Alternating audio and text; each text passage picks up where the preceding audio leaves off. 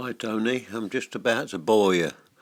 Um, I've been a fan of yours for I don't know how many years now, um, but when I lived in Essex, which I now live in Kent, but when I lived in Essex um, in the 60s, I was an electrician, a contracting electrician, and I used to ride around in my contracting van, and I could never find anything very good to listen to. I didn't have anything like CDs in them days or anything like that.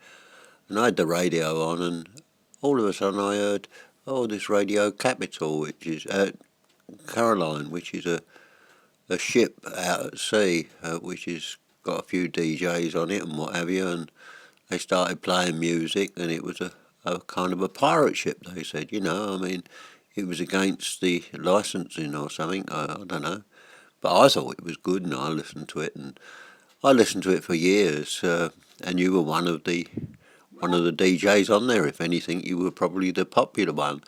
I can't remember the name of all the other DJs, but I mean they were all quite good, and I used to love it. And I've been listening to you ever since. And I think really, if I think of it logically, I mean I've always liked music, and I still like music, and I like the kind of music you play as well, because I love soul and I love all that kind of music. And I've been listening for years. I mean, I ain't going to tell you how old I am, but I'm older than you, quite a lot.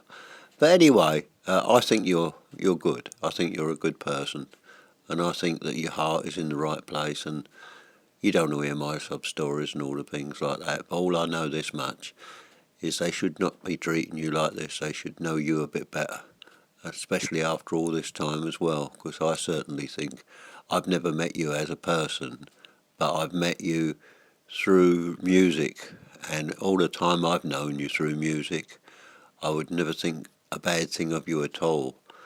Um, but I will say this one before I close. I would like to say to you that your wife has been a very good support, and your girl, Victoria, and I think you love them both. And I feel that, you'll come out of it with more strength.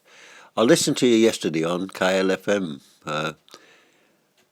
because I'm in Kent, and where I usually listen to you on BBC Radio 2, especially Pick of the Pops and things like that, and I'm sure hundreds and hundreds of people do, and we've missed you, and certainly missed you this week. I know it was Mike Goodyear. It's not his fault, but he's not as good as you.